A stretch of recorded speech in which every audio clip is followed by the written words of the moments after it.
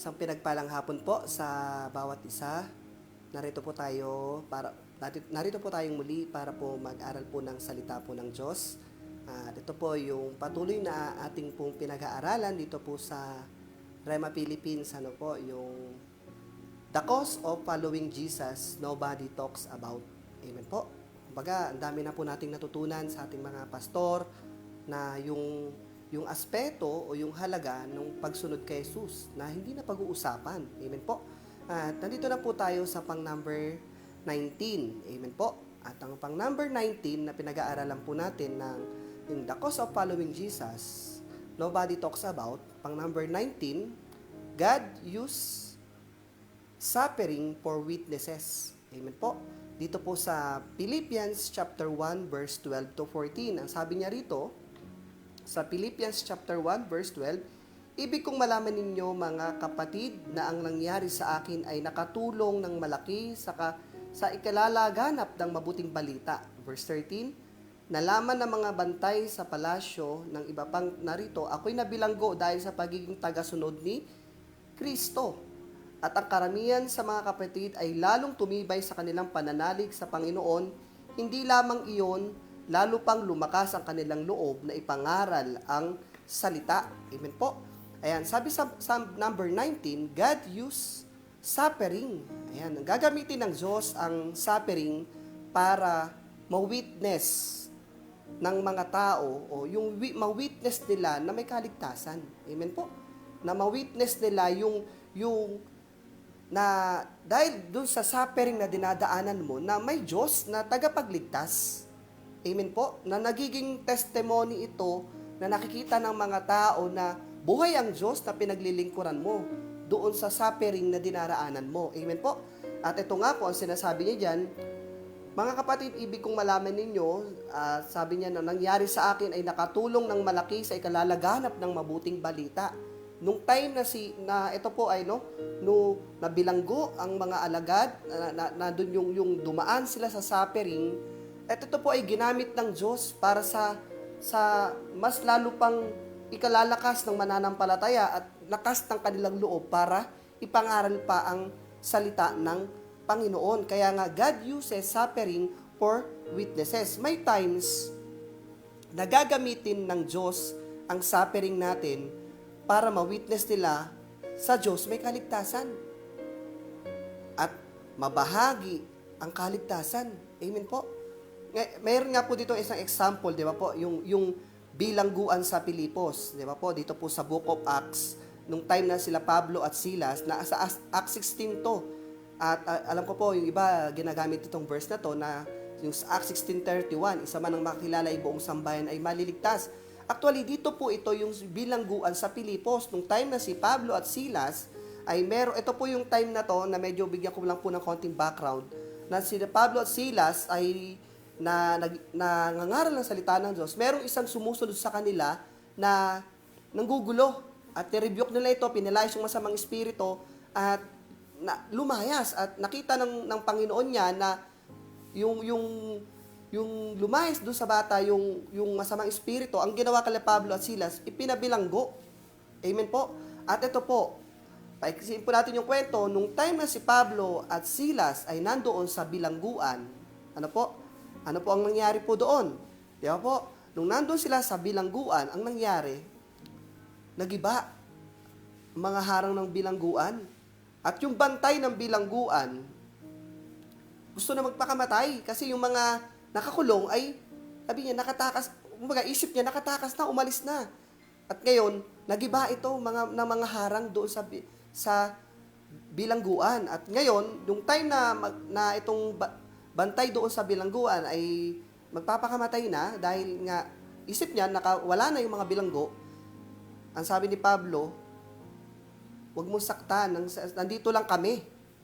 Amen po.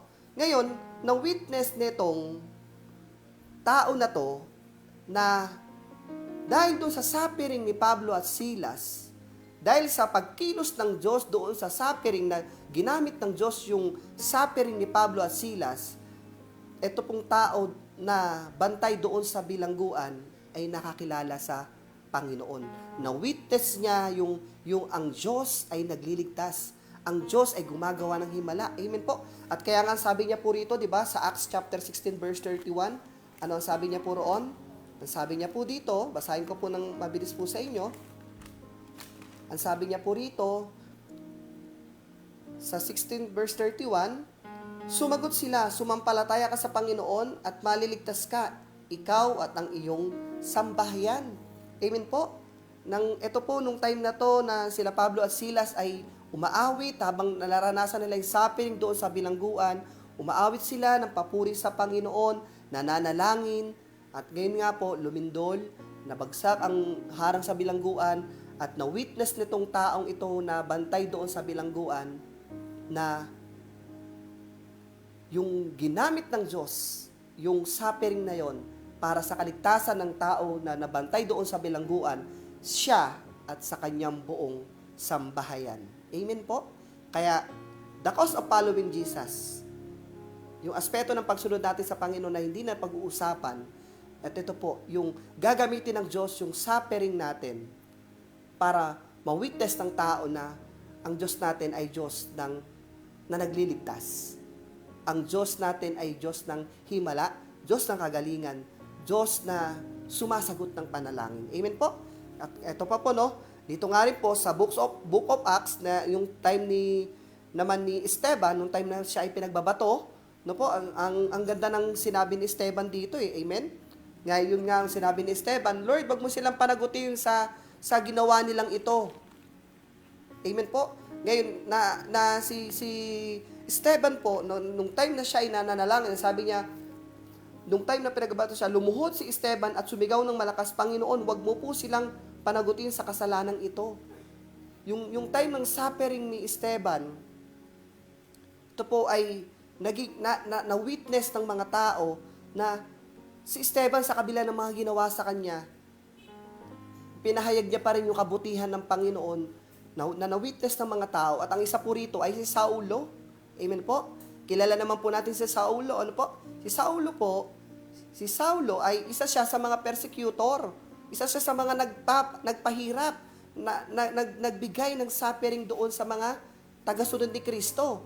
Pero tingnan niyo po, ginamit ng Diyos yung suffering na yon. Si Saulo po, ay na-encounter niya ang Diyos. Si Saulo po, yung pinag-uusig niya ang mga Kristiyano, nandun yung suffering na pinaranas niya sa mga Kristiyano. Pero, God used suffering for witness. Si Saulo po ay nakakilala sa Panginoon. Na-witness ni Saulo ang kapangyarihan ng Diyos. Diba po? Si Saulo po nangyari kay Saulo. Nung time na pinag-uusig niya, o yung nandun yung pinaranas yung suffering sa mga tagasunod ni Kristo. Ano po? Diba? Si Saulo po ay nabulag. Amen po? As na-encounter niya ang Panginoon, kinausap siya ng Panginoon. Narinig niya ang tinig ng Panginoon. At ngayon, si Saulo po ay nakakilala sa Panginoon. Naging tagasunod ni Jesus. Amen po? Si Saulo po ay naging tagasunod ni Jesus. At si Saulo po ay isa na rin sa nag-witness sa Panginoon. Amen po? Kaya nga po, yung suffering natin, ayan ay gagamitin ng Diyos. Huwag nating tignan yung negative side, kundi tignan natin yung sa suffering na to, alam ko, may gagawin ng Panginoon para ma-witness ng mga taong nakapaligid sa akin na ang Diyos ko ay Diyos na nagliligtas. Amen po? Yung suffering na dinadaanan natin ay gagamitin ng Diyos para ma-witness ng mga tao na ang Diyos ay Diyos ng kagalingan, Diyos ng himala, at Diyos ng kaligtasan. Amen po? Ayan, proceed po tayo sa number 20 na patuloy na pinag-aaralan natin, the cause of following Jesus nobody talks about. Number 20, faithfulness glorifies God. Amen po? Dahil doon sa katapatan, amen po? Dahil doon sa katapatan natin, at ang katapatan po ay nakikita pag wala ng nalalaman ng katapatan o nakita ang katapatan pag wala nang nakakita sa'yo. Amen po? At ngayon, faithfulness glorify God publicly. Amen po? Sabi nga rito sa Matthew chapter 5, verse 16, basahin ko po sa inyo, gayon din naman, dapat ninyong paliwanagin ang inyong ilaw sa harapan ng mga tao upang makita nila ang inyong mabubuting gawa at luwalhatiin ang inyong amang nasa langit. Amen po. Pakisabi nga sa katabi, kung may katabi ka ngayon, pakisabi, liwanag ka. Ilaw ka dito sa mundong ito. At sabi niya diyan, dapat nagliliwanag tayo at nasa tamang lalagyan tayo. Amen po. Upang makita nila ang mabubuting gawa natin. At sa bawat pagkilos po natin, sa bawat pananalita natin, sa bawat inaaksyon natin, sa bawat pakikisalamuha natin sa mga tao, dapat nakikita yung liwanag ng Panginoon sa atin. Amen po. Sabi niya, tayo ay paliwanagin natin ang ilaw na ilaw natin sa harapan ng mga tao. Amen po. Ilaw tayo. Amen po. At ngayon, yung katapatan ng bawat isa po sa atin, pag nakita ng mga tao yung katapatan natin sa Panginoon, sa kabila ng mga dumaraan sa atin, sa kabila ng may mga sitwasyon na dinaraanan tayo, yung katapatan natin sa Diyos, nakikita niya yung mag-glorify ang Diyos doon dahil sa katapatan natin. Mayroon po dito, di ba, kung kilala natin sa Biblia, si Meshach, Shadrach at Abednego. Ano po ba ang nangyari sa kanila? Amen po.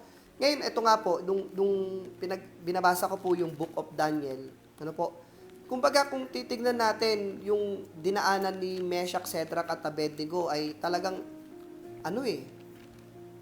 masasabi natin nung time na ito po yung mahirap na kalagayan nila kasi biro mo dapat sumamba sila doon sa pinagawang Diyosan ni Haring Nabucodonosor na po. At yung time na to ay sinasabi ko nga po may kalakip na kaparusahan. Amen po. Pero nakita naman natin itong tatlong magkakaibigan na si Meshach, Shadrach at Abednego dito po sa Daniel chapter 3. Amen po. Di ba? Ang sinabi nga po nila dito nung time na yon, dahil yung tumunog na ang tugtugan, dapat lahat luluhod, sasamba doon sa pinagawa ng Haring Nabucodonosor na Diyos-Diyosan. Pero ito pong tatlo na to, naging matapat sila sa kanilang Panginoon. Amen? Kumbaga, hindi nila pinagpalit ang Diyos sa buhay nila. At sabi nga niya dyan, sinabi ni Shadrach, Meshach at Abednego, mahal na hari, wala po kaming tutol sa inyo tungkol sa bagay na ito. Gawin ninyo ko iyan ang gusto ninyo. Ang Diyos na aming pinaglilingkuran ang magliligtas sa amin sa pugong iyon at sa iyong kapangyarihan. At kung hindi man niya gawin ito, hindi pa rin kami sasamba sa rebuldong ipinagawa ninyo. Amen? Ganun. Yung katapatan, yung faithfulness, na hindi mo yung pagpapalit yung araw ng pagsamba mo sa Diyos. Yung katapatan ba na sa simpleng na araw ng pagsamba, may yaya ng mga kaibigan, may yaya ng mga tao, may mga okasyon na natatapat sa araw ng pagsamba, pero yung katapatan mo na hindi, uunahin ko ang Diyos. Amen? Nag-glorify ang Diyos diyan. Amen? At ngayon, sasabihin pa ng mga tao, ay wag na nating isama yan pag araw ng pagsamba kasi, araw ng linggo kasi, hindi niyan ipagpapalit ang gawain ng Diyos. Bakit? Alam nila na araw ng Diyos yan, at hindi mo kayang ipagpalit iyan sa ibang bagay. Amen po? Nag-glorify ang Panginoon. At dito po kala Meshach, Shadrach at Abednego, ang nangyari po dito, that time, di ba? Paiksin po natin yung kwento, hinagis sila sa pugon. Ngayon, sabi nga dyan, hindi man lang nangamoy usok, wala man lang bahid ng pagkasunog. At ngayon, dito po sa verse 25 ng Daniel chapter 3, sabi, nung time na tinanaw sila ng Haring Nabucodonosor, sabi niya dyan, bakit apat ang nakikita kong lalakad-lakad sa apoy, hindi nasusunog at yaong isa ang tingin ko'y Diyos. Amen? Nandun nakita ni Nabucodonosor na witness na nag-glorify ang Diyos doon sa buhay ni Meshach, Shadrach at Abednego, nag-glorify ang Diyos dahil nasabi niya, nakita niya ang Diyos na parang ang tingin niya ay Diyos, doon nakasama ni Meshach, Shadrach at Abednego doon sa loob ng pugon. Amen po? At ang sabi niya dyan, sabi niya sa verse 28, dahil dito sinabi ng hari, purihin ang Diyos. Nag-glorify. Amen? Nag-glorify ang Diyos. Anong sabi ng hari? Dahil sa pangyayaring iyon na katapatan ni Meshach, Shadrach at Abednego, dahil sa katapatan nila sa Diyos, sabi ng mahal na hari na Nabucodonosor, purihin ang Diyos ni Shadrach, Meshach at Abednego. Nagsugo siya ng anghel upang iligtas ang mga lingkod niyang ito na ganap na nanalig sa kanya. Hindi sununod ng mga ito ang aking utos, ginusto pa nilang sila'y ihagi sa apoy kaysa sumamba sa Diyos-Diyosan. Amen? Dahil sa katapatan, dahil sa faithfulness, mag-glorify ang Diyos sa buhay ng bawat isa po sa atin. Amen po? At ito naman po, ang karugtong po nito, di ba, kay Daniel naman po, ang nangyari naman, ano po ba ang nangyari kay Daniel? Di ba? Si Daniel naman po ay hinagi sa kulungan ng leon. Dahil ipinagbawal naman kala Daniel ang manalangin sa ibang Diyos. Amen? At ano po ang nangyari naman dito sa Acts chapter 6? Amen po? Sa kabila ng bawal ang manalangin, pero si Daniel, matapat siya 3 times a day na nanalangin sa Panginoon. Hindi niya tinigil na sa kabila ng may mga banta, naging faithful si Daniel sa Diyos na pinaglilingkuran niya.